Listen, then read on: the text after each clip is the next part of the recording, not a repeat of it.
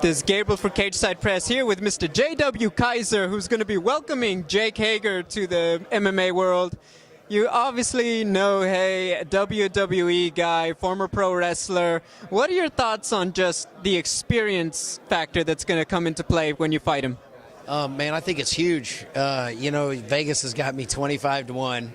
As an underdog, got him 25-1. So, I don't really think the odds makers really understand what experience means. He's jumping right into professional MMA.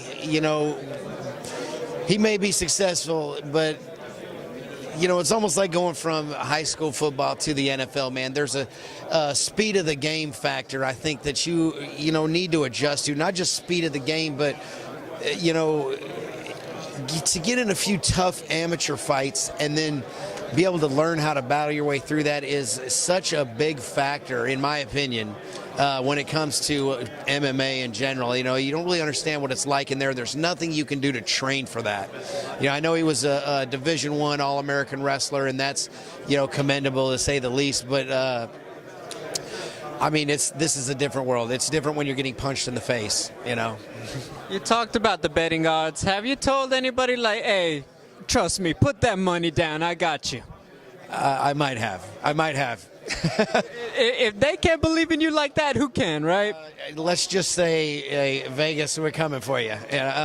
I've got a whole, team. My Kansas City's behind me. I was born in Wyoming, hometown behind me. I've got a whole bunch of fans excited for this, and I think we've got a pretty good shot. People don't count me out. Vegas counted me out. That's their mistake. Now, obviously, a lot of people are going to say, Kiser, he's the guy who's going to be fighting Jack Swagger on Saturday.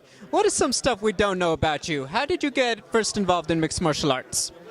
Started off boxing when I was 14. Every MMA website I've been to has my record incorrect. And that's one thing, the evolution of the sport. This is a really new sport. Where UFC been around 25 years, but MMA has not really been popular.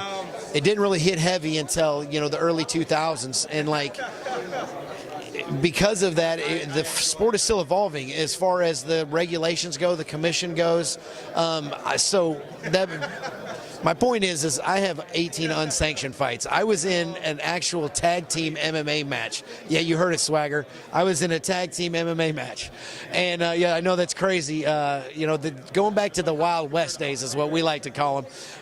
Before the commissions got involved and got these things sanctioned. And thank God they did, because this is about safety. I fought guys, they were pulling out of the crowd. I got 18 unsanctioned fights. I've got, 16 or 17 sanctioned fights. 11 and 7 in sanctioned fights, and 2 professional fights, and then 12 boxing. I've got 52 combined fights, give or take, and I think that's something that nobody knows about me, really.